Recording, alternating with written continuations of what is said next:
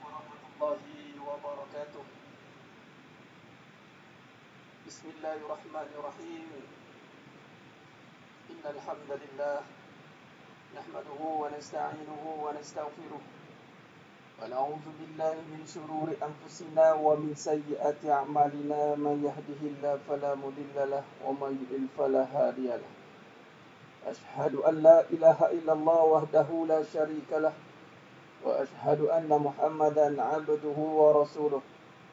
Allahumma salli ala Muhammad wa ala ali Muhammad. Rabbi yassir wa la tu'assir, Rabbi tammim bil khair. Rabbi shrah li sadri wa yassir li amri wahlul 'uqdatam min lisani yafqahu qawli. Al-Malikul Quddusus Salamul Mu'minul Muhaiminul Azizul Jabbarul Mutakabbir. Subhanallahi amma yusyrikun. Wallahul khaliqul bari'ul musawwiru lahul asma'ul husna. Yusabbihu lahu ma fis samawati wal ardh wa huwal azizul hakim. Wala haula wala quwwata illa billahil aliyyil azim. Amma ba'du. Senang jemaah mata Allah Subhanahu wa taala. Suara tak dengar? Okey, jap tengok. Allahumma salli ala Muhammad wa ala ali Muhammad. Okey. Okey. Alhamdulillah. Alhamdulillah. Summa alhamdulillah ala kulli ni'mah. Alhamdulillah. Allah izinkan kita lagi sekali bertemu dalam kuliah pengajian online kita. Allah izinkan tadi saya ada kuliah di surah An-Najahiyah. Tuan admin kita mana? Alhamdulillah. Sempat berjumpa dengan Tuan Abdul Wafi. Alhamdulillah. Ngam-ngam sampai pukul 10 terus setting untuk live pula malam ni. Mudah-mudahan ni sebab berkat anda semua sidang jemaah mata Allah SWT ni, sahabat-sahabat yang begitu istiqamah untuk menuntut ilmu, maka Allah izinkan. Alhamdulillah. Jadi sidang jemaah mata Allah SWT, mari kita sama-sama perbetulkan niat kita untuk menuntut ilmu ini untuk mendapat ridha Allah SWT. Kita perbetulkan niat kita dan kita mulakan. Tadi sepatutnya kita mulakan umul kita Al-Fatihah, bisir Al-Fatihah. Yang mana belum baca, sila baca. Mudah-mudahan dengan barakah Al-Fatihah mukakan kita kefahaman untuk kita menuntut ilmu hakikat kehidupan ini, insya-Allah. Jadi sidang jemaah mata Allah SWT, bantu sebarkan kuliah kita pada malam ini. Bantu sebarkan, insya-Allah.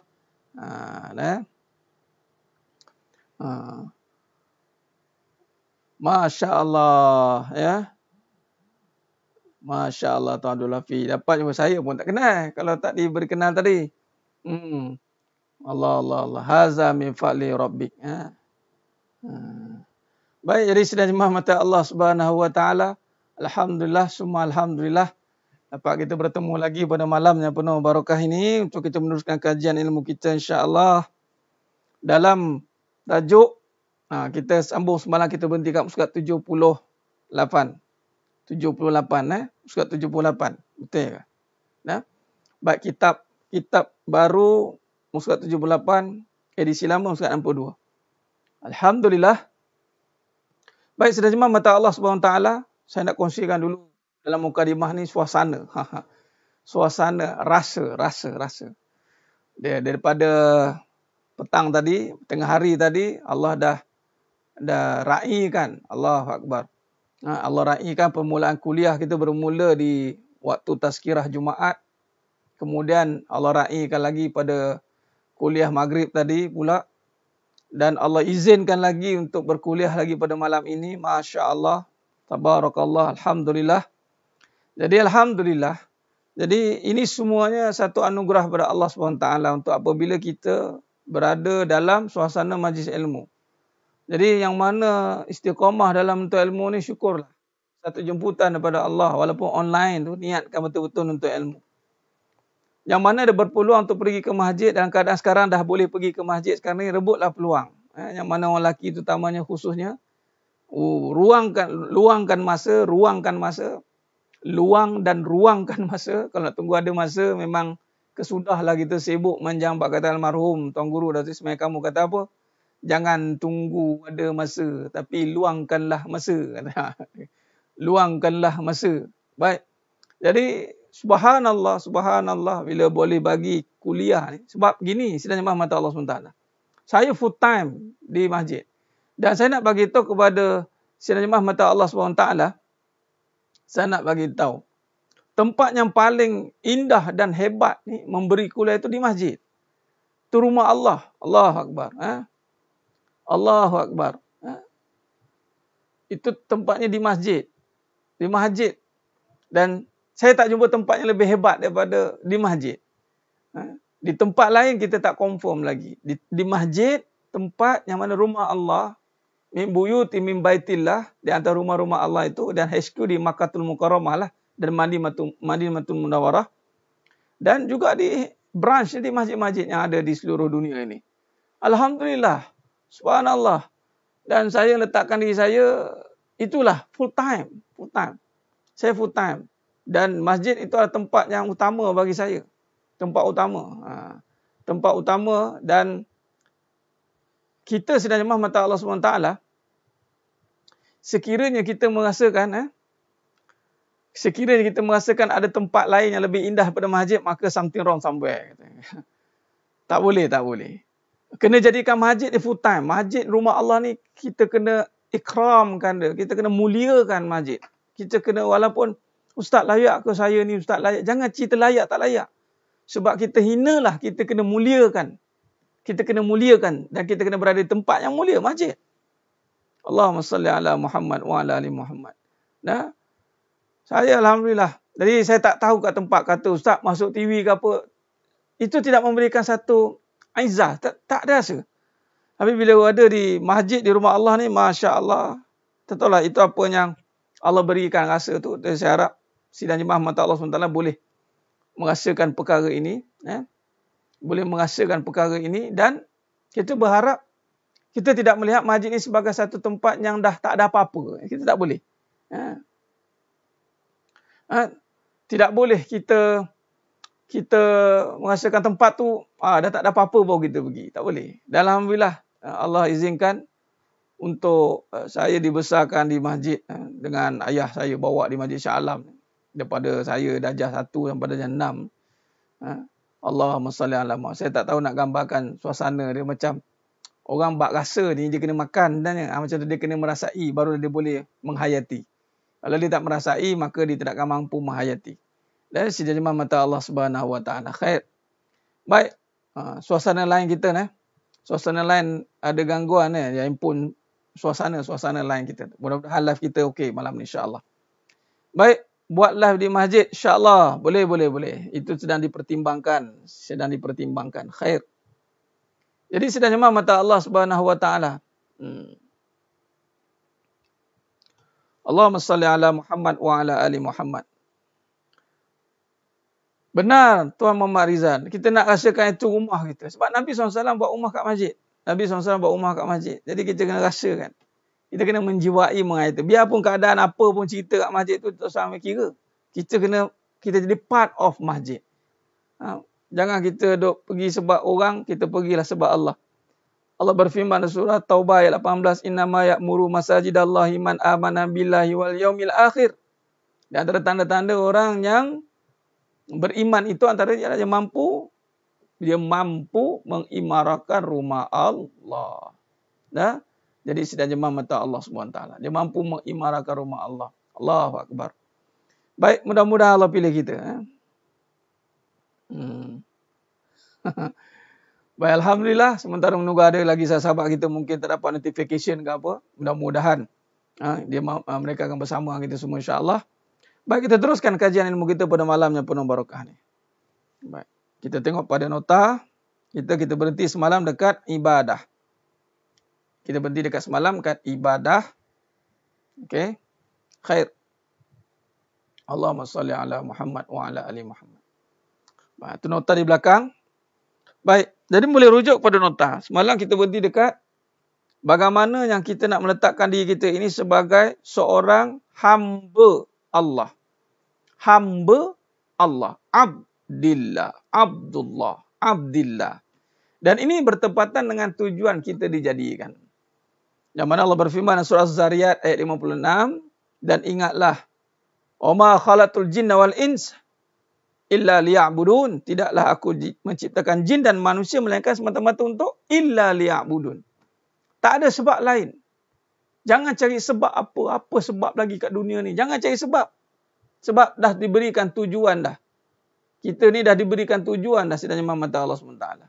Sebab tu kena hidup, kena ikut Al-Quran. Bersandarkan kepada Al-Quran. Al-Quran tu kalamullah. Kita bersandarkan pada kalamullah. Baru kita jelas apa yang kita nak lakukan. Sebab itu kalau rujuk dalam surah Az-Zariyat ni, ayat 56 ni, insyaAllah. Mari kita kupaskan tentang takrif ibadah ni. Sebab semalam kita dah sentuh tentang bagaimana kita kena hakikat diri kita ni. Sebab tujuan kita ni nak menterjemahkan kekuasaan Allah. Menterjemahkan, menyatakan kebesaran Allah. Jadi sebab apa? Sebab pada diri kita yang lemah ni, murojaah sikit semalam, sifat kita lemah, sifat kita hina. Itu surah Sajadah ayat 8, surah Yasin ayat 68. Jadi secara tidak langsung menjadikan diri kita ini nak bergantung kepada yang mulia. Nak bergantung kepada yang kuat. Dan memang kita akan berhadapan dengan kehidupan yang seringkali menguji. Adakah kita berada di pihak yang seterhina dengan keadaan, dengan keduniaan. Nah, itu yang tidak boleh. Yang mana kalau malah kita salah cari, kita cari pula keduniaan untuk memberikan kemuliaan. Itu satu kebatilan yang nyata. Jadi sedang jemaah mata Allah Subhanahu Wa Taala. Baik, kalau kita lihat di sini, yang mana setelah kita jelas, kita faham kedudukan kita ini, tugas kita ini adalah untuk menyatakan kebesaran Allah. Kita nak berpaut pada kemuliaannya, kita nak berpaut pada kekuatannya, maka di situlah kita hendaklah menjadi hamba Allah. Sebab kemuliaan, kekuatan hanya ada pada Allah. Jadi memang fitrah manusia ni hidup nak mencari kemuliaan. Nak mencari kekuatan. Dia nak mencari kemuliaan, dia nak mencari kekuatan. Tapi apabila manusia itu tidak dibimbing oleh Allah, tidak dibimbing oleh kebenaran, maka berpalinglah dia kepada kebenaran. Yang ini dia akan pergi pada kebatilan. Apabila kehendak manusia itu, yang mana Allah berikan pada kehidupan itu, nak mencari kemuliaan, nak mencari kekuatan. Makanya manusia ini yang tidak ada bimbingan, maka dia akan berpaling, dia akan mencari kemuliaan pada kebenaran. Kekuatan pada keduniaan. Ini yang tidak boleh. Malah kita salah ertikan pula kehidupan ni. Saya hina Ustaz. Kenapa awak hina? Ialah saya sebatang kara Ustaz. Saya ni tiada apa-apa Ustaz. Dia mula nak kaitkan kehinaan dengan kebenaran. Sedangkan memang kita ni asal hina dah. Jadi tak payah kaitkan dengan benda. Sebab benda lebih hina. Sama. Nampak? Jadi sedang jemaah mata Allah Subhanahu Wa Taala. Maka di sini kita jelas. Bila kita nak mulia. Khalas. Kita fokus. Kita nak kemuliaan. Kita nak kekuatan. Persoalannya di manakah kemuliaan? Di manakah kekuatan? Jalan kemuliaan, jalan kekuatan itu hanya ada pada jalan kehambaan. Macam mana nak jadikan sebagai ibadah? Nah, ini yang kita bincangkan pada malam ni Tuan Ilyas Junaidi. Kita tengah bincangkan ni.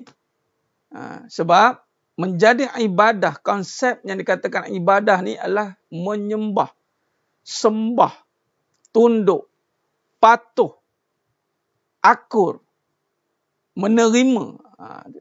Malah saya buat satu kenyataan ataupun satu kesimpulan. Sembah ni maknanya menyerah mengalah. Menyerah mengalah itu sembah. Siapa yang menyerah dan mengalah pada dunia, mana dia sembah dunia. Menyerah pada kesusahan. Menyerah. Dah susah nak buat macam mana. Mengalah pada keduniaan. Mana kita kalah dengan dunia, menyerah dengan dunia, maka itulah Tuhan kita. Sebab konsep sembah ni adalah menyerah dan mengalah. Sedang jemaah mata Allah SWT. Di manakah kekuatan dan kemuliaan? Ini persoalannya. Sebab memang manusia ni asalnya hina. Asalnya lemah. Allah muliakan. Allah kuatkan. Dengan kekuasaannya kita jadi kuat. Dengan kemuliaannya kita dimuliakan. Maka bila kita dah faham, kita kena cari lagi jawapan tu supaya jelas. Jadi jalan-jalan untuk mencari kemuliaan itu hanya ada pada jalan kehambaan. Hanya ada pada jalan ketakwaan. Ada pada kehambaan pada Allah. Benar. Maka ibadat yang dimaksudkan adalah, kita tengok maknanya di situ. Takrif. Yang macam mana Tuan kata tadi, bagaimana lepas solat fardu nak jadikan ibadat. Dia ada ibadat khusus, ibadat umum. Ibadat khusus, ibadat umum. Bagaimana kita jadikan semuanya ibadah. Maka di sini nampak. Ibadah yang dimaksudkan adalah dengan mentaati dan mematuhi segala suruhan Allah. Nampak? Mematuhi. Sami'na wa ata'na. Itu sembah. Sembah itulah. Jadi kalau kata solat tadi, orang kata tadi solat, itu tunjuk perbuatan sembah kan? Kita tak ada marah, betul tak? Bila kita sujud, dan sujud itulah sebenarnya yang mentakrifkan sembah. Sebenarnya sujud. Sebab tu tidak boleh sujud. Malah dalam konteks nak hormat, kita tidak boleh tunduk, tidak boleh rukuk, tak boleh. Jadi kita hormat macam tu saja. Sujud yang dimaksudkan wa izqulna lil malaikati isjudu li adama fasajadu tu bukannya sujud seperti yang kita solat. Nah, sujud perbuatan rukun fi'li dalam solat tu sujud. Nah, itulah sujud. Itulah ibadah. Maknanya ketika kita letak muka kita dekat tanah, muka kita selevel dengan tapak kaki, kita tak marah.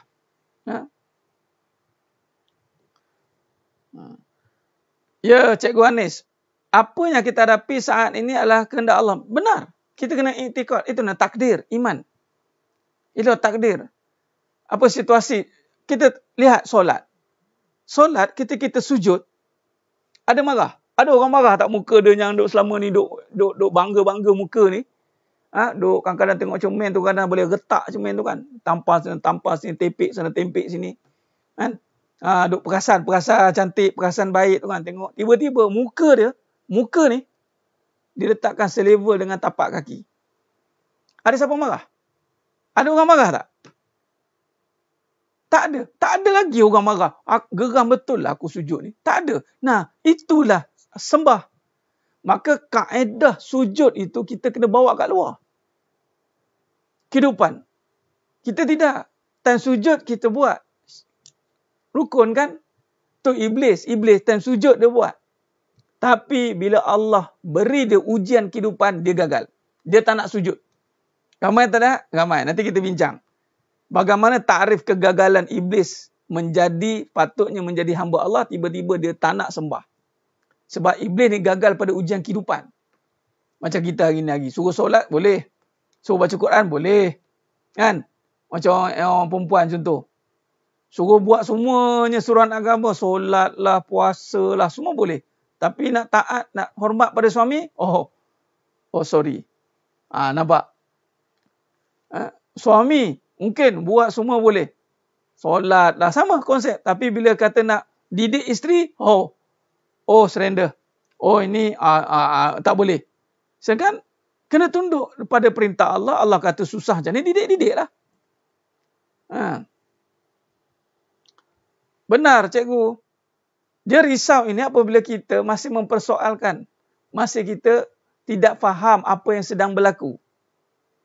Bila kita faham, risau tiada lah. Bila risau tiada, baru kita boleh menyelesaikan masalah itu. Nah, jadi sedang mata Allah SWT.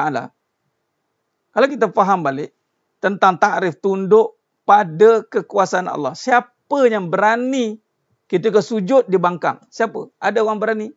Ada berani? Ada cuba menyatakan saya tak puas hati dengan ibadat ni sebab dia sujud? Muka saya ni, kalau kena pula solat kadang-kadang tu, kalau kat kapet okey lagi.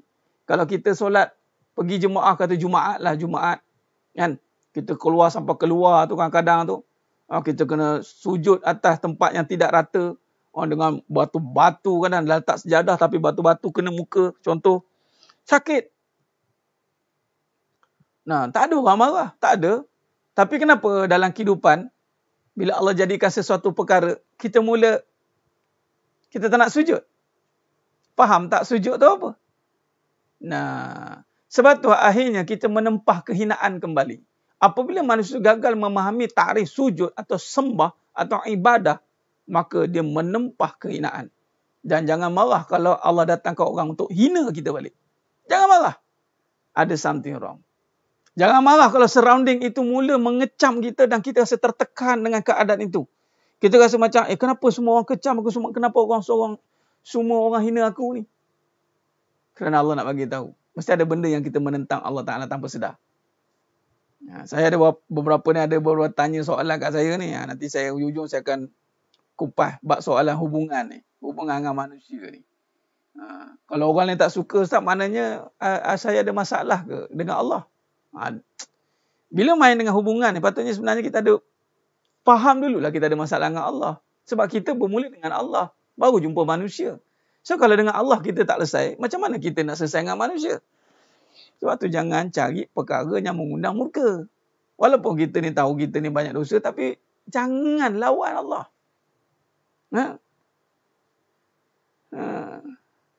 Sedang di mata Allah SWT.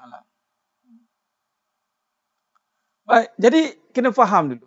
Tapi di sini, takrif sembah ni dalam kehidupan, dalam solat kita boleh terima, tapi dalam kehidupan adakah kita boleh menerima? Jadi namakan qada dan qadar. Soalan macam Cikgu Anis saya kata ni. Bila kata datangnya ujian, adakah kita boleh terima tidak? Allah datangkan kesusahan dan kesenangan, kita boleh terima atau tidak? Seakan-akan rasa macam ada Tuhan lain pula yang mendatangkan. Malah kita mula mencari salah.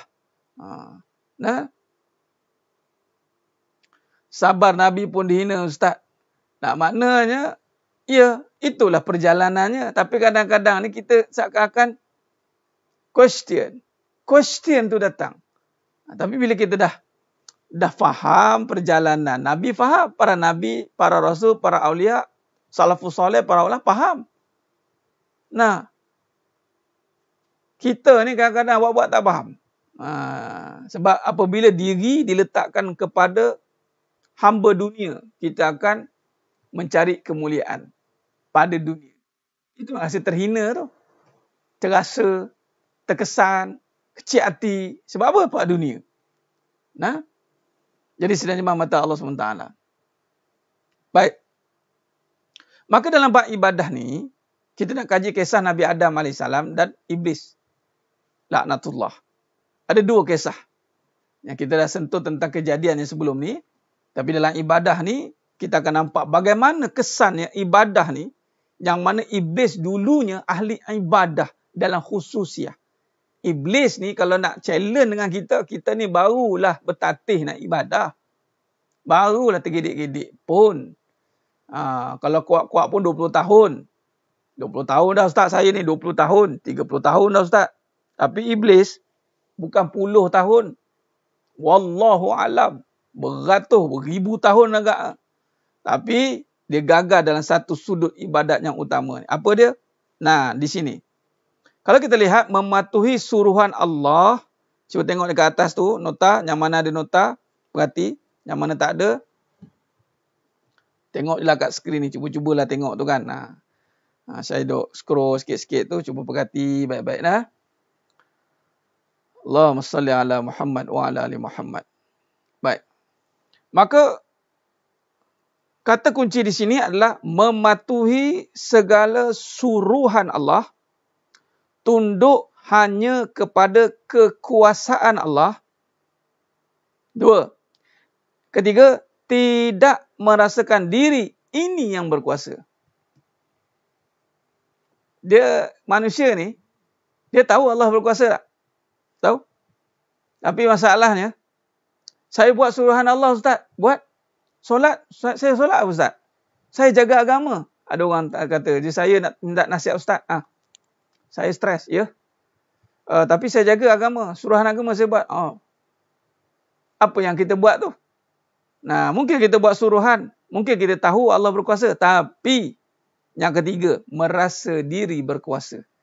Merasa diri boleh menentukan apa yang dia nak. Saya nak pasangan saya macam ni. Type A, type B, type C. Tu dia. Dia bukan ikut type yang apa Allah suruh. Type apa yang Allah suruh pilih. Yang Nabi kata pilih agama. Dah. Dia tak pilih itu. Dia pilih suka sama suka lah. Yang mana suka-sukalah. Sekali Allah hentam satu kali, menyanda. Tahu langit tinggi rendah. Kadang ni dia rasa dia berkuasa. Biar Allah bagi kita kederat sikit je. Allah bagi kita akal sikit je. Bola macam-macam soal kadang-kadang keluar. Saya share satu video budak tu kan. Budak tadika tu. Comel kan. Budak ni sebenarnya sangkaan kita Malaysia. Kita ingat budak ni lah yang akan degil tak mau dengar kata. Rupanya budak ni lah yang bersih. Yang fitrah. Yang tak ada dosa lagi ni. Depa lah yang taat. Elok jalan atas garis merah. Tergedik-gedik jalan. Allahu Akbar. Kita yang bapak budak kadang-kadang banyak soal ni. Sebab apa? Rasa berkuasa. Rasa berkuasa. Tak nampak boleh zoom lah. Boleh besarkan. Besarkan. Okey. Baik, jadi senerjemah mata Allah SWT. Maka di sini kalau kita lihat.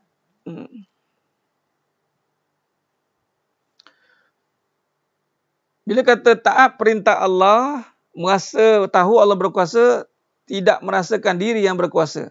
Baik, di dalam kisah ni, kisah kejadian Nabi Adam AS, Iblis telah gagal di dalam melaksanakan sunnah Allah. Okey, baik. Di sini saya lukis. Di sini ada kisah yang menarik untuk kita bincangkan. Ini kita tengok. Okey.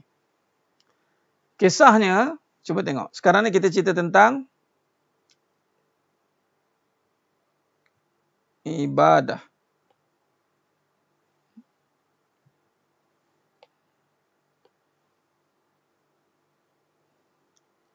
Hamba, sembah.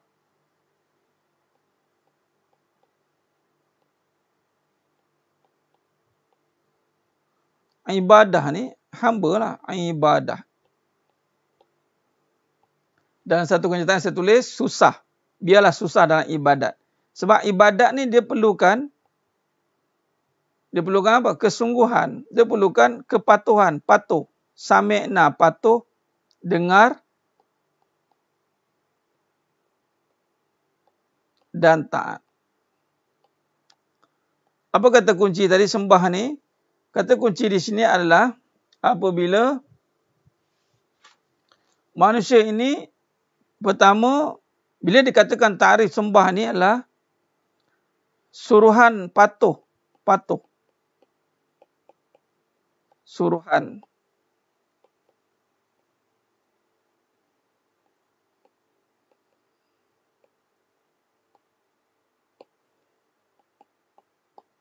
Yang kedua adalah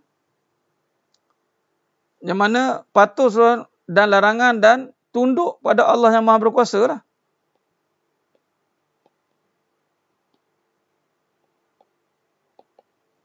Baik, yang ini mungkin kita nampak dalam ibadah syariat.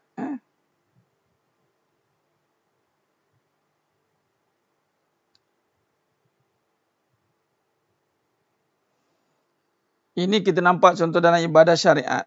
Kita nampak syariat, kita nampak rukun lah. Syariat ataupun rukun Islam. Rukun yang 5. Kita buat patuh larangan. Saya buat ustaz semua ni. Okey, bagus. Tapi ada satu lagi. Yang lebih besar. Jangan ni. Dengan taat ni adalah jangan. La tusyrik billah. Ni malah ini ya. Tunjang dia syirik. Atau saya tulis jangan rasa berkuasa.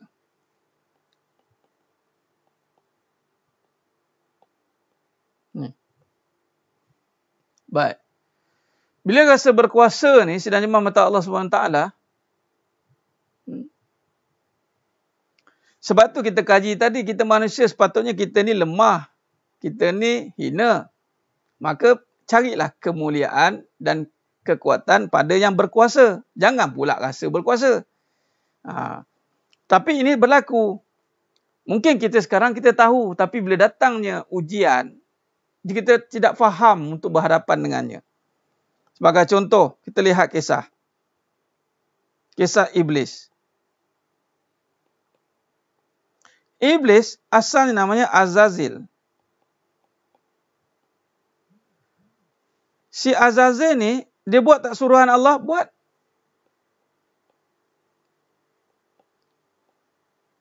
dan larangan, semua diikut. Sebab hamba Allah kan. Satu, benar. Kedua, adakah dia mengaku Allah berkuasa? Benar. Dia tunduk pada Allah. Allah berkuasa.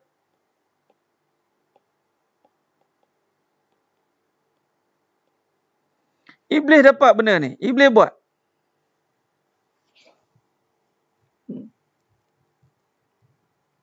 Tetapi Allah uji iblis dengan suruhan kehidupan. Ni kehidupan lah ni.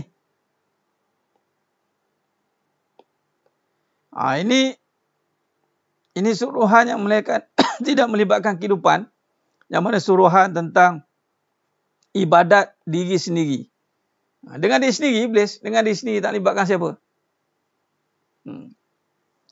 Maka bila kata ujian sampai suruhan, ni ujian lah ni. Ni ujian cikgu. Cuba tengok kat sini. Bagaimana iblis. Kita kaji benda yang dah berlaku. Jangan kaji ikut pengalaman-pengalaman. Tengok orang begini, begitu. Tak payah. Kita kaji benda yang dah berlaku. Yang the real story. Iblis. The real story is iblis. Dia marah iblis ni. Kau kaji tentang aku ni. Ya. Siapa suruh? Allah. Allah suruh ambil pengajaran kan daripada Quran. Afala yatafakkarun. Baik. Bila kata suruhan kehidupan yang dinamakan ujian, maka di sini Allah datangkanlah dinamakan Nabi Adam AS. Kejadian ini yang mana datangnya dalam kehidupan si iblis ini, yang mana dia merupakan juga suruhan apabila suruh tunduk dan hormat.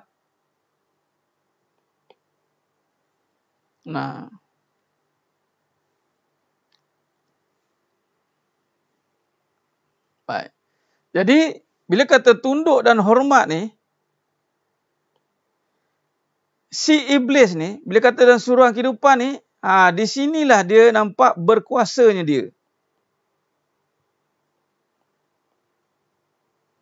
Sat lagi saya tunjuk contoh dalam kehidupan lagi tu, lagi nampak. Sekarang ni kita cerita pasal iblis dengan Nabi Adam AS dulu. Nak menunjukkan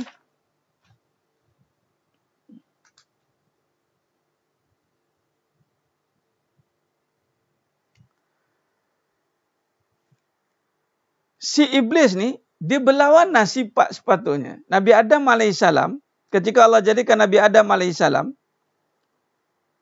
ini iblis dia rasa berkuasa. Nampak?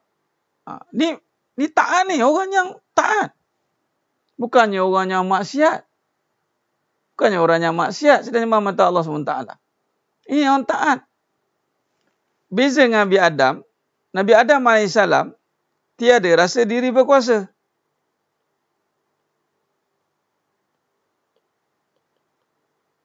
Buktinya adalah apabila Allah suruh buat, Nabi Adam buat.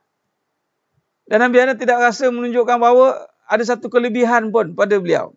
Pada baginda Nabi Adam AS. Ketika Nabi Adam AS diberikan ilmu, wa'allama Adamal asma'a kullaha summa aradahum 'alal malaikah. Ini ilmunya banyak ni. Kita biasalah kan, contoh kita tak kita.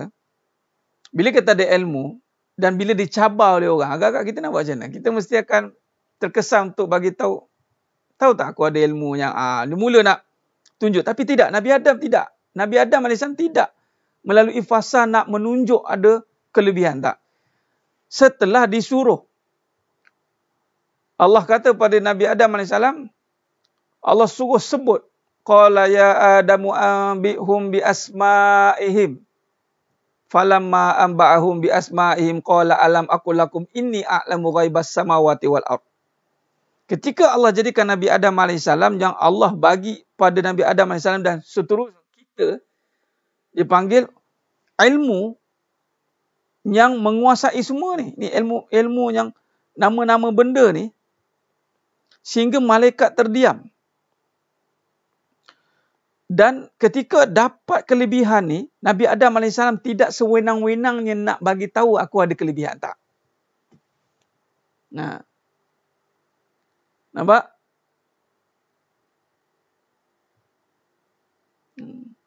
Tak apa Tuan Ilyas, teruskan. Sekarang fokus pada ni, kejap lagi kita akan jawab apa saja pertanyaan Tuan Ilyas. InsyaAllah. It's okay, tak ada masalah.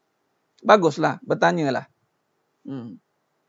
Cuma dalam pengajian, kita lihat kita fokus kepada perbincangan, kemudian soalan kita kumpulkan. Mungkin dalam perbahasan nanti, kita akan terjawab juga nanti. Baik. Maka sedang jemaah mata Allah SWT, Nabi Adam AS ketika diberikan kelebihan ni, Surah Baqarah ni ilmu ni, mandat kedudukan ilmu ni kelebihan. Siapa ada ilmu akan ada kelebihan lah. Dan Nabi Adam AS tidak menyatakan pun kelebihan tu. Tak rasa pun. Malah ketika disuruh baru buat. Disuruh, macam kita, apabila Allah suruh baru buat lah. Sekarang Allah suruh ni, Allah suruh nyatakan buat lah. Bukan sebab orang suruh. Ni orang kau kena tunjukkan kau siapa. Kau kena tunjukkan. Itu orang suruh. Tapi kita tengok ada tak Allah suruh. Kalau Allah suruh ada, baru kita buat. Jadi Allah suruh menyatakan kebesaran Allah. Tu Allah suruh tu. Tapi waktu ini Nabi Adam AS disuruh direct oleh Allah. Qala ya Adamu anbihum bi asma'ihim. Allah kata. Bagi tahu cerita balik apa yang aku ajar ni. Sebab dalam surah Baqarah 31, Nabi Adam AS diajar direct oleh Allah. وَعَلَّمَ آدَمَ الْأَسْمَاءَ كُلَّهَا ثُمَّ عَرَضَهُمْ عَلَى الْمَلَائِكَةِ ثُمَّ عَرَضَهُمْ عَلَى الْمَلَائِكَةِ. Di situlah malaikat mula terdiam. Nampak? Dengan kelebihan yang ada pada Nabi Adam AS, itu pun setelah disuruh oleh Allah bercerita, bagi tahu balik apa ilmu yang ada. Allahu Akbar.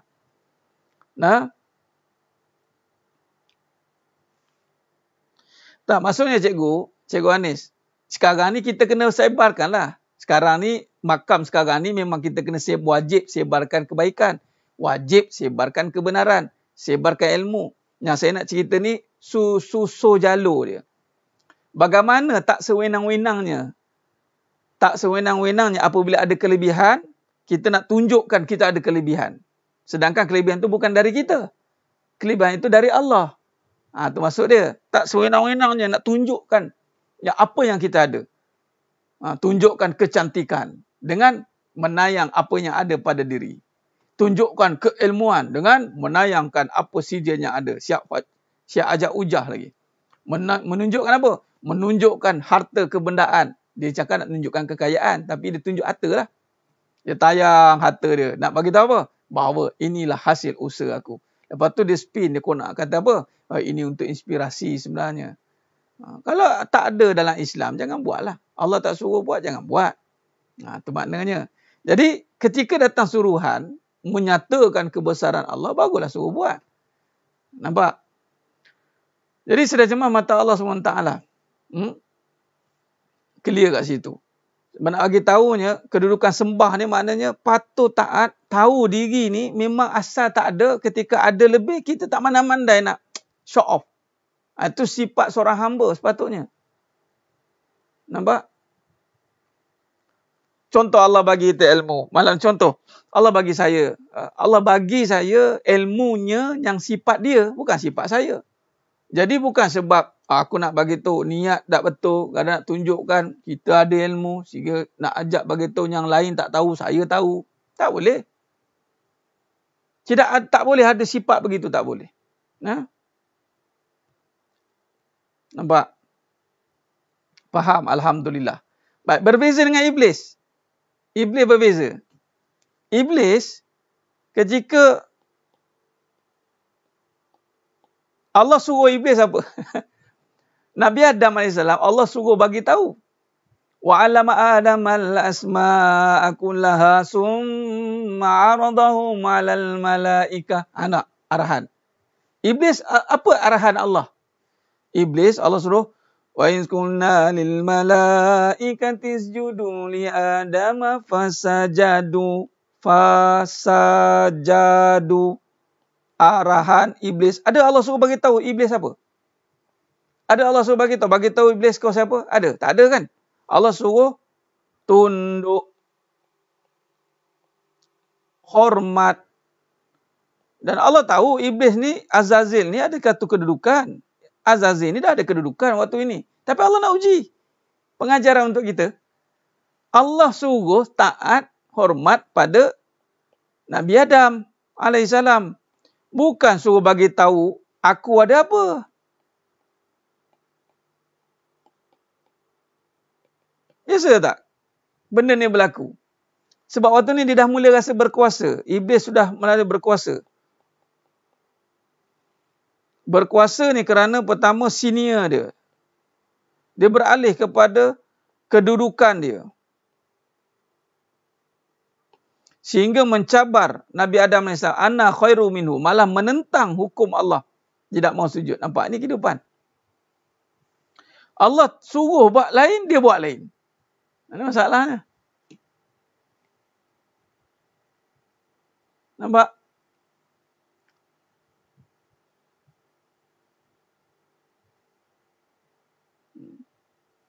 Allah suruh Nabi Adam, Iblis sujud pada Nabi Adam alaihissalam. Itu je, bukan suruh cerita apa yang dia ada.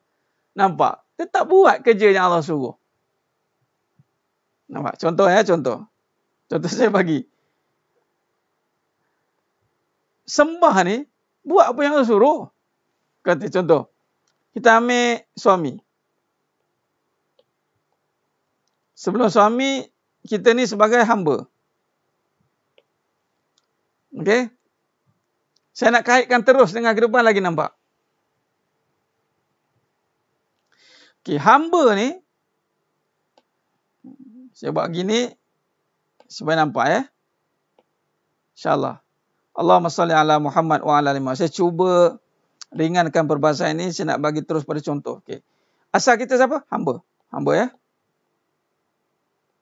Hamba siapa? Allah. Baik. Jawatan hamba ni apa dia lagi? Ada anak. Ada lagi tidak? Ada siapa? Suami. Dah kahwin? Ada lagi tidak? Ada. Jadi apa? Ayah. Ada anak. Ada anak pula. Okey. Baik. Kita tengok satu-satu. Allah suruh sembah, patuh pada Allah kan? Okey, baik. Ketika hamba ni, Allah ni, dia jadi anak. Dia jadi anak ni. Baik, Allah bagi ujian dengan siapa? Mak ayah. Anak biasa berhadapan dengan ibu ayah lah. Apa kata Allah? Bir walidaini ihsan. Buat baik dengan mak ayah. Clear? Apa anak cakap? Anak dia boleh argue. Ada anaknya argue. Why? Mak saya ni perangai, boleh cerita pasal mak. Allah suruh taat, bukan suruh cerita pasal mak ayah. Bukan cerita dengan kedudukan mak ayah ni macam ni perangai. Malah bukan bagi tahu saya ni kena macam mana. Banyak dia tak buat kerja. Dia cerita keadaan anak ni pula. Saya ni ustaz, rasa macam tak sepatutnya. Patut suruh jaga mak ayah. Contoh, suruh buat baik dengan mak ayah. Terutamanya anak lelaki. Ni, anak lelaki. Saya lebih tekankan kepada anak lelaki. Anak lelaki, walaupun dia ada 4 orang isteri, 1, 2, 3, 4, tu dia. Dia kena selesaikan mak ayah ni juga. Tidak boleh bagi alasan. Tak boleh bagi alasan, sibuk lah apalah, tak boleh. Saya sibuk lah inilah, itulah, macam-macam. Kadang-kadang tu, Allah suruh buat baik dengan mak ayah macam mana pun keadaan kamu. Bukan cerita apa yang keadaan kamu. Sekarang ni orang akan cerita banyak situasi diri dia. Saya tak boleh taat sebab mak saya tak ajar saya begini-begini. Cerita situasi.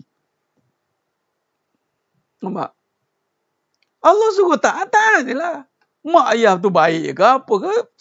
Jangan cerita dulu. Jangan fikir dulu. Fikir dulu kita taat ke tidak. Kecuali Allah kata jangan taat benda yang aku tidak suruh. Contoh, buat maksiat. Mak suruh buat maksiat. Jangan buat. Itu je. Buat baik. Clear. Anak lelaki, walaupun kamu dibebankan dengan isteri kamu, ada anak-anak kamu masih bertanggungjawab sama ayah kamu. Jangan argue. Ni asyik saya je. Adik-beradik lain mana mula nak menyalah-nyalah. Inilah datang sifat iblis. Benda yang Allah tak suruh buat, kita buat. Benda yang Allah suruh buat, kita tak buat. Allahumma salli ala Muhammad wa ala ali Muhammad.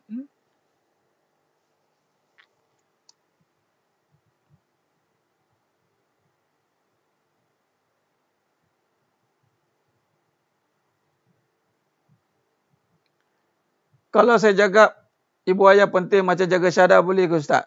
Kalau nak buat tanggapan gitu jangan terlebih. Jaga syahadah itulah dengan jaga keyakinan pada Allah. Jaga mak ayah ni sebab nak menjaga apa yang Allah suruh lah. Tak perlu buat kias kepada menjaga syahadah. Menjaga syahadah itu menjaga suruhan Allah.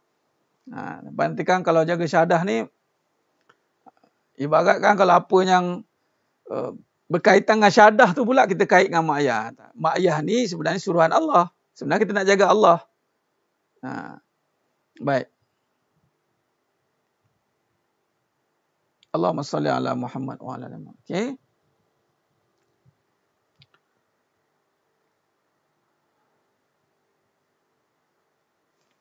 Sama benar sifat iblis. Ini yang dia kata tak sembah tu. Allah suruh tunduk dengan Nabi Adam. Bukan cerita apa ni kejadian ana khairu minhu. Dia ni siapa? Dia banyak argument.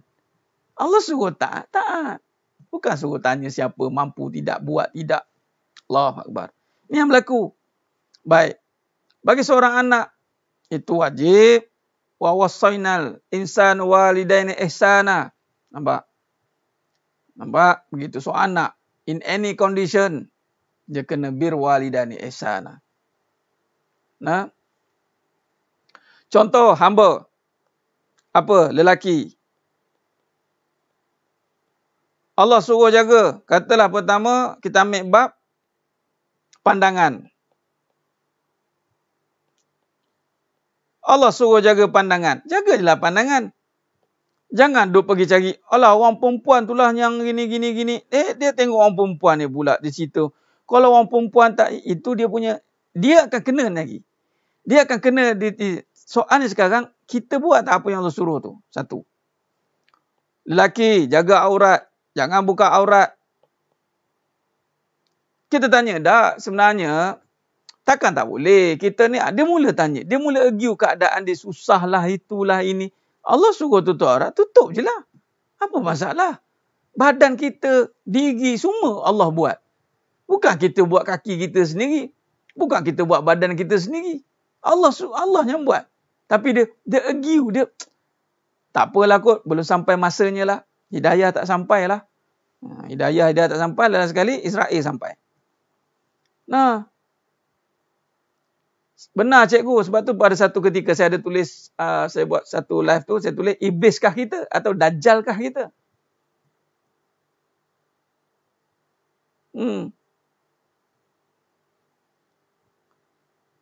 Benar. Pandang sifat Allah dengan suruhan Allah. Allah suruh tak, bukan pandang mak ayah tu siapa. Kebanyakan cerita tentang keadaan mak ayah. Mak ayah ni saya ni ustaz, lara mak ayah saya. Mak ayah saya ni banyak buat. Dah mak ayah tu dah fasa mak ayah dah lah. Fasa kamu tu. Oh gitu ya. Ya. Baik. Bagi seorang perempuan sama. Orang perempuan pun dia sibuk dengan lelaki. Sibuklah dengan diri kamu. Allah pun suruh jaga pandangan. Jagalah. Orang perempuan pun dipertanggungjawabkan jaga pandangan. Jangan dia sibuk orang lelaki. Kita macam ni, orang lelaki gatal sibuk dengan orang lelaki buat apa? Kita ni sibuk dengan diri orang. Kita sibuk dengan tanggungjawab orang. Tanggungjawab kita tak buat. Orang perempuan. Suami lah je kena bertanggungjawab didik saya. Suami tak didik. Suami. Suami punya hal lah. Dia akan dipertanggungjawabkan. Kullu ra'in wa kullun mas'ulun an ra'iyatihi. Perempuan ni buat tidak soalan-soalan yang Allah akan tanya nanti. Duk argue. Iblis. Lepas tu, Allahu Akbar. Itu bukan menyatakan kebesaran Allah. Itu mencabar Allah namanya. Nak sembah ke atau buat-buat nak main-mainkan aku. Kan? Allah kata jangan. Sebab Allah tak suka. Jadi, Allah suruh jaga aurat orang perempuan. Jagalah. Bukan kata orang lelaki lah kena pandai. Orang lelaki yang baik, dia tak pandang orang perempuan macam ni. Dia duk syarah orang lelaki tu. Kenapa? Kau carahkan diri sendirilah. Tapi kalau orang lelaki, dia kena syarahkan orang perempuan sebab tanggungjawab. Allah suruh ambil berat orang perempuan. Orang lelaki, dia kena ambil berat pasal perempuan sebab dia akan dipertanggungjawabkan. Dah didik belum? Tahu tidak? Kenapa tak tutup aurat? Kenapa begitu? Orang perempuan tidak ditanya hal perihal lelaki.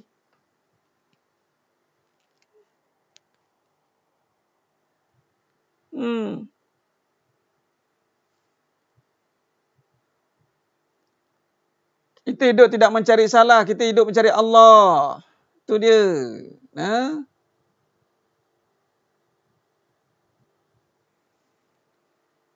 Nampak macam, benar dah Tuan Faiz Osman, isteri banking satu bab. Isteri banking, isteri akan disoal oleh Allah Ta'ala juga. So, tugaskan suami, isteri banking, suami buat apa? Tugas suami tu. Sama juga dengan isteri.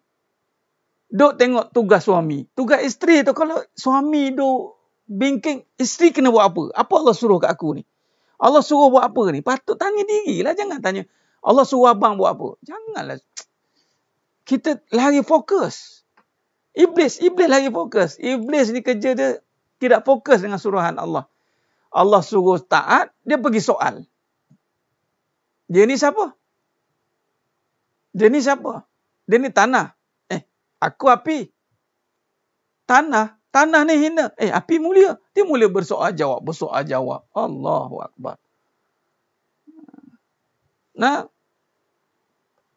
Jadi sedang jemaah mata Allah SWT. Begitu.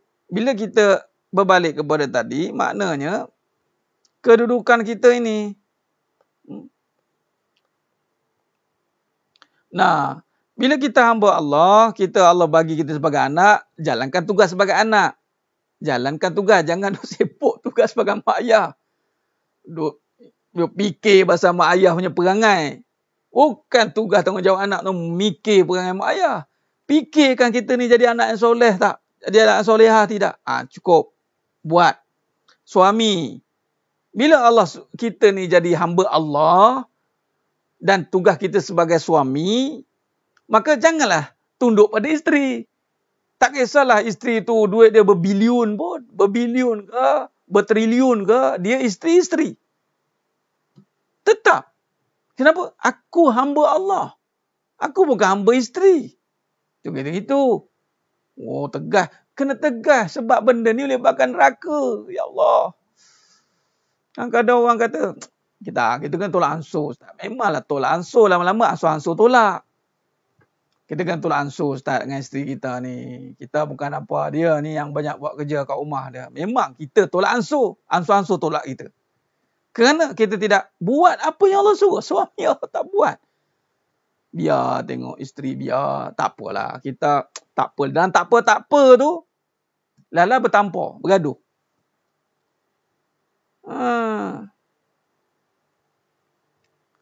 Allahumma salli ala Muhammad wa ala ali Muhammad. Iya, benar Puan Umar sibuk macam contoh saya malam ni. Bukan sibuk nak cerita tentang nak fikir pasal masalah jemaah ke. Tak. Saya bagi tahu apa yang Allah cakap. Nah, buat tugas kamu menyampaikan, sampaikan. Jangan fikir masalah orang. Kalau saya cakap ni kan orang terasa tak? Kau cakap macam ni kan ada orang nak tengok, ada orang nak dengar tak? Kalau cakap ni buat apa saya fikir? Cakap je. Allah kata suruh sampaikan. Wa ta'tumul haqqa wa antum ta'lamun. Jangan sembunyikan kebenaran setelah kamu tahu. Jadi buat apa saya nak sembunyikan? Saya kena sampaikan lah. Yalah orang marah pun. Kita kena tunduk dengan tugas kita sebagai hamba Allah yang mana Allah berkuasa atas kita. Nah. Allahumma salli ala Muhammad wa ala ali Muhammad. Benar Puan Nur Sakinah, yang penting ada agama baru hidup terpandu. Masalahnya bila ada agama tu tidak menguatkuasakan agama. Nah benar Tuan Faiz Usman, sebenarnya peranan masing-masing please buat. Itu je. Contoh ada satu statement tu. Ada yang share kan. Satu statementnya tulis apa tau. Suami didik isteri taat. Nampak mudah je statement ni kan? Oh, nampak mudah je. Sekali orang tanya, kalau suami tak didik macam mana? La ilaha illallah. Dia tanya kalau suami tak didik macam mana ustaz? Fokuslah dekat ni. Kalau awak tu yang baca awak tu perempuan, fokuslah kat perempuan. Kalau yang baca tu awak tu lelaki, fokuslah dekat lelaki. Kalau pula, ustaz kalau isteri tak taat macam mana? Jangan tanya isteri tak taat macam mana. Isteri tak taat memang dah kena neraka dah jawabnya. Tak usah cerita panjang. Suami kalau tak didik, memang kenalah dengan Allah nanti. Dah tahu dah jawapan dia. Dia saja. Kadang kita, Allah, macam-macam. Suami didik. Patut tanya, macam mana cara didik tu ustaz? Saya nak belajar. Didik ya. Dia tidak boleh cakap, saya dah puas didik. Maknanya belum didik. Sebab tak ada istilah puas dalam mendidik. Sebab Nabi SAW mendidik, tak ada pernah kata puas. Isteri, saya puas dah taat. Mana belum taat. Kalau masih ada argument, mana belum taat. Orang taat, dia tidak ada argument. Orang taat, dia tak ada istilah penat. Orang taat, dia akan jadi nikmat. Orang taat, Allah bayar. Nothing's free. Orang taat, Allah bayar nikmat. Tak ada penat saya taat, ustaz. Sebab suami tak didik. Lah, suami juga nak kena. Duk kona. Fokus part masing-masing. Sebab tu Nabi Adam AS fokus. Para Nabi ni, orang taat ni, hamba ni dia fokus pada tuannya. Apa tuannya suruh? Dengar. Tapi kalau dia rasa dia berkuasa, iblis, ni fokus. Taatlah. Atau fokus. Pada tuan, si iblis tidak. Iblis tak fokus. Iblis kerja je argue. Bahasanya enggan. Enggan, menyalah. Ni perangai ni. Menyalah je kerja je. Diri tak baik, salahkan orang. Cerdik tak? Ini iblis ni. Ni. Diri tak baik. Anak. Mak didik ni, sampai tahap dia panggil, dah sampai mumayyiz sehingga dia dah akil balik. Anak, okey? Akil balik. Akil balik ni, maknanya anak ni dah ada dosa sendiri. Baik. Sebelum tu, tanggungjawab ibu ayah. Okay, bila akil balik, anak ni ada dosa sendiri. Tiba-tiba si anak nyalahkan mak tak didik. Si anak ni dah boleh akil balik, dah ada akal. Takkan tak boleh fikir yang baik yang buruk. Takkan langsung tak boleh nak beza baik dengan buruk. Cek-cek anak ni umur 40 tahun dah. Duk pening perangai mak ayah. Lah. Anak dah besar panjang duk sibuk tentang mak ayah tu. Kenapa? Macam tu. Dia menyalahkan. Anak tak baik, salahkan mak. Isteri tak baik. Berapa lama jadi isteri? 20 tahun. Deraka. Sebab apa? Suami. Menyalah. Dia pergi kepada suami. Dah tanggungjawab dia sendiri tak ada. Tak ada. Ni tak selesai masalah. Tak fokus. Ni nama tak jadi hamba Allah. Dia tak sembah Allah. Dia sembah suami. Dia sembah keadaan. Bila Allah uji suami dia pangkah tak elok, lalu dia akan jadikan alasan sebab tu saya tak elok. Macam itulah. Jangan berterusan lah. Maka sampailah dia berjumpa dengan Allah. Nanti alasannya akan dibawa jumpa Allah.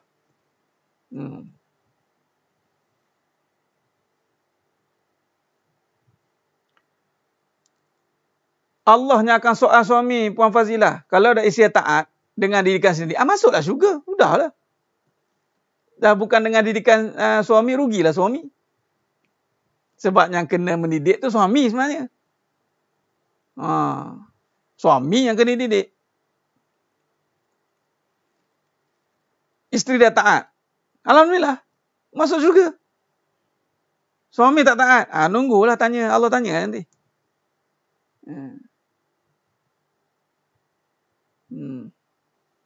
Taat tapi tak ikhlas kerana Allah. Ya benar tu. Dia tidak taat lah begitu. Dia panggil buat. Dia buat. Benar. Contoh ya. Lain sekali. Kita fokus malam ni bab jangan perasaan baik. Allahumma salli ala Muhammad wa ala. Iblis, bayangkan habislah. Iblis is watching. Habislah dia. Iblis, dia yang tak nak sujud. Dia yang enggan. Aba wastakbar. Dia enggan kan? Bila dia yang enggan, Nabi Adam AS ni, bila dia enggan menyebabkan Allah murka. Bila Allah murka, maka ditempatkan jadi iblis jadi kafirun, kafir. Kemudian tak diampunkan, tak ampun. Kemudian buang daripada syurga, keluar terus. Dia buang, dismiss. Baik. Ni salah siapa ni? Iblis dah. Dia sendiri yang enggan kan? Dia sendiri yang enggan. Tapi, cuba tengok perangai iblis ni. Dia boleh kata Adam yang menyebabkan dia terkeluar. Kalau tak ada kamu ni, aku survive tau. So, jadi sebab kamulah yang menyebabkan aku jatuh, maka cucu cicit kamu, aku dendam. Tengok. Tengok perangai iblis. Tak pasal-pasal jadi dendam kesumat. Tak pasal-pasal. Dia tengok ya, Nabi Adam AS punca dia jatuh. Padahal dia sendiri. Dia sendiri yang tak mau ikut suruhan Allah.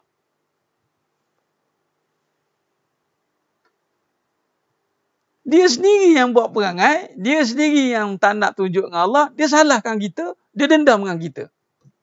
Inilah perangai.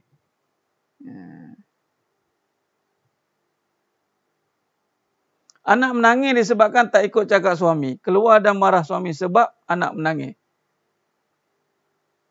Ya, samalah tu Tuan Akram.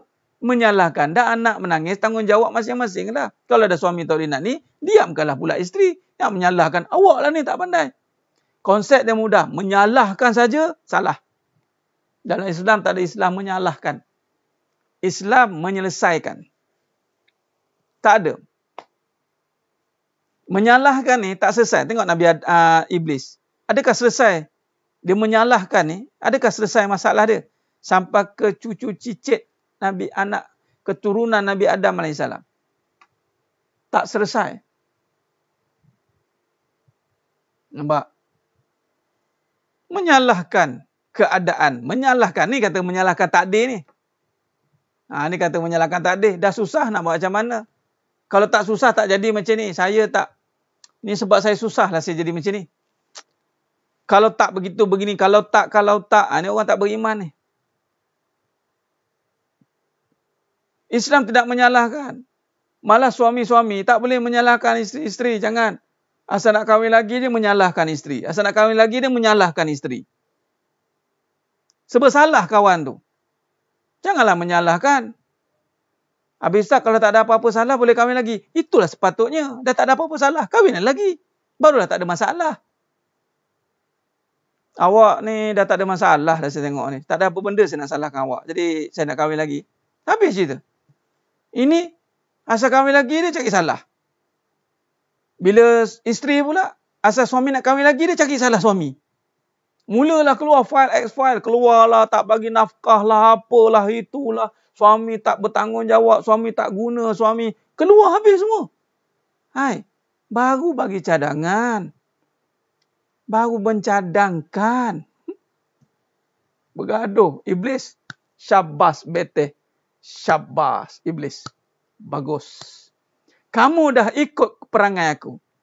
Perangai aku adalah salah menyalah. Iblis tepuk tangan. Orang yang suka salah menyalah, orang yang perasaan baik. Pedah tinggal lantaklah. Dengar tak dengar tu. Saya cakap pada diri saya, tuan-tuan. Sebab tu saya cakap bagi. Nampak? Mula dah. Lepas tu kesumat pula tu kan. Allahu Akbar. Perasaan baik pula tu. Saya ni mula perasaan baik. Nampak bila dah mula menyalah orang, condemn orang, maka dia baiklah. Kalau dia pun nampak kesalahan dia, takkan nak menyalahkan orang. Inilah sifat, dipanggil sifat yang merendah.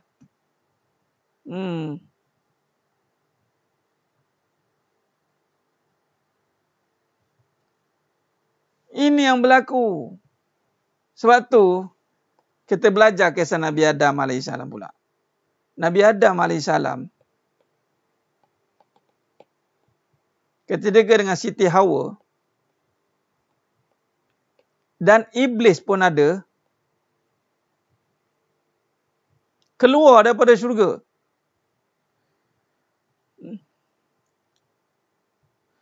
Allah kata pada Nabi Adam AS, wa qulna ya Adam uskun anta wa zawjukal jannah wa kula minha ragadan haitsu syi'tuma wa la taqraba hadhihi syajarah.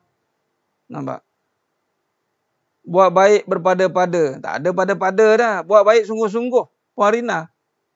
Suruhan Allah kan? Buat baik sungguh-sungguh. Buat baik biar ikhlas. Tak ada pada-pada. Pada-pada tu pada-pada apa? Kadang tak faham istilah baik tu yang kita duk fikir-fikir tu.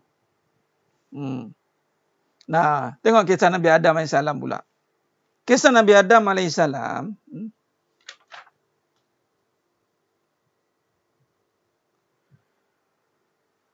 Baik.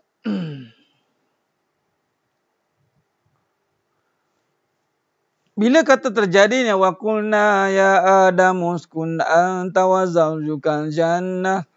Duduklah dalam syurga. Duduk dalam syurga dengan isterimu.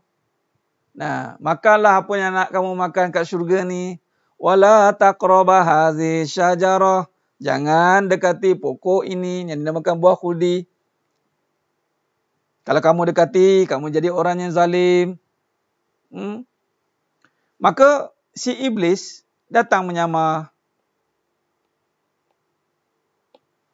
Bila iblis datang menyamar, lalu menghasut Nabi Adam AS. Hasut. Dan menghasut Siti Hawa. Dan Siti Hawa Allah takdirkan termakan hasutan. Nabi Adam tidak. Maka menyebabkan Nabi Adam AS. Ini ujian. Waktu ni Nabi Adam AS tidak mampu melihat akan tipu daya iblis. Ini kuasa Allah lah. Maka ketika itu, menyamar. Nama pun menyamar. Inilah cerita pengajaran untuk kita. Maka Nabi Adam AS, bila Siti Hawa pula yang dihasut dan termakan hasutan. Siti Hawa termakan hasutan iblis. Sebab tu iblis akan memburu perempuan. Wahai orang perempuan, buruan. Anda buruan iblis. Wanita buruan iblis. Hati-hati. Hati-hati. Dan Siti Hawa pun bagi nasihat kat Nabi Adam AS. Dengar adik ni iblis kata nanti kalau tak makan buah ni. Nampak? Iblis cerita tu perangai iblis ni apa?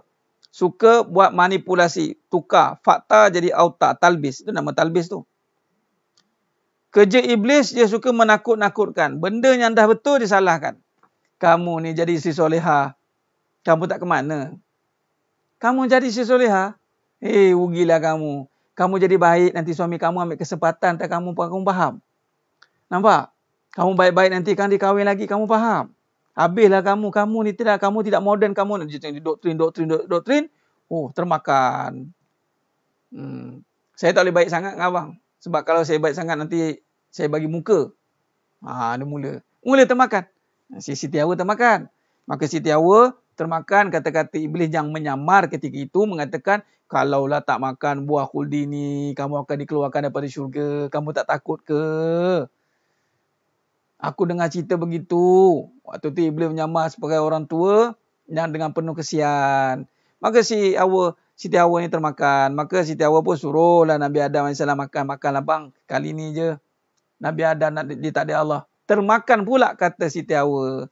Sebab itulah terkeluarlah Siti Hawa dengan Nabi Adam AS. Allah Ta'ala kata apa? Jangan. Sekali dengan para Nabi dan Rasul ni sekali buat. Pum Allah terus bagi pengajaran. Sebab Allah sayang. Ada ketika turun di bumi. Terpisah dengan Siti Hawa. Ada riwayat mengatakan 40 tahun. Dan turun kat bumi kena jadi susah. Yang dulu di syurga tidak susah. Soalan, ada tak Nabi Adam AS menyalahkan Siti Hawa? Ada bergaduh? Awak punya punca lah ni. Dan kemudian, ada tak Nabi Adam AS berdendam dengan iblis? Walaupun memang iblis tu perangai dia, dialah yang menghasut. Ada? Tak ada. Malah Nabi Adam AS, Rabbana zalamna anfusana. Rabbana zalamna, aku menzalimi diri aku sendiri. Allah, kalau lah semualah faham macam ni. Aman dunia. Aman dunia. Ha? Macam mana nak indah dari hasutan iblis? Nak indah dari hasutan iblis, jangan terhasut dengan apa yang benda yang melanggar suruhan Allah. Itu je. Jangan ikut apa perangai dia. Kalau kita ikut perangai dia, senanglah dihasut oleh dia. Jangan jadi geng dia. Apa geng dia? Suka menyalah. Faham dulu konsep. Sebab ibadat ni, hamba ni taat. Dia ni ingkar. Orang ingkar suka cari salah. Orang suruh A, dia cari B. Orang suruh C, cari D. Soal jawab. Soal jawab. Mentang-mentang lah pandai suka menjawab-jawab. Menjawab-jawab kerja dia.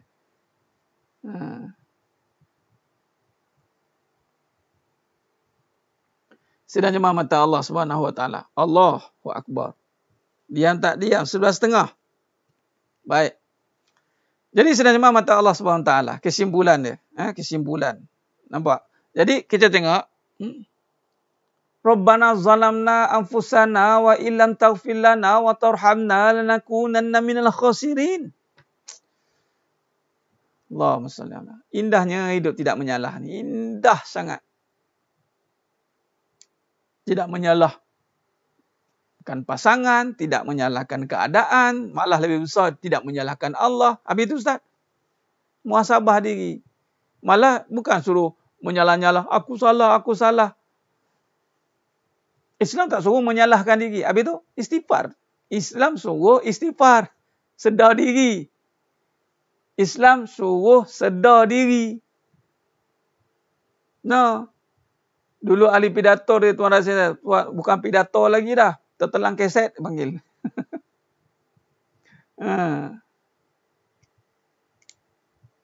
Ya benar Puan Fazilah. Dia sebenarnya Allah mudahkan. Allah mudahkan dah. Jadi kerana kita ambil mudah, itu jadi susah tu. Kita ambil mudah, jadi susah. Nampak?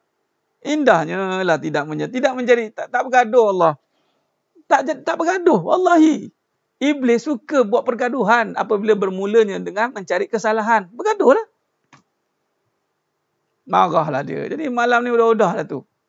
Jangan perasaan baik. Perasaan baik ni dia akan, kalau perasaan baik dia kuat bergaduh. Kalau jangan duk nampak salah diri, sedar diri, istighfar. Sedar diri itu. Kalau sedar diri itu datangnya yang mencederakan diri kan, macam contoh melukakan diri, dia stres, dia cala-cala kan,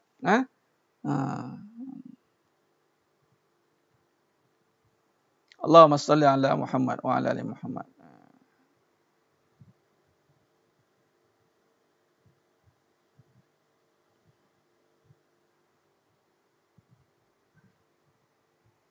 Baik.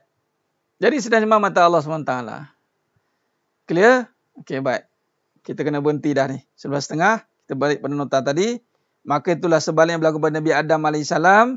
Merasakan diri yang kosong dan hanya melaksanakan kehendak Allah. Menzahirkan semua ilmu yang telah diberikan.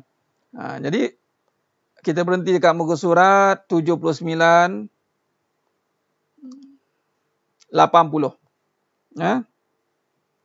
Baik. Allahumma salli ala Muhammad wa ala ali Muhammad.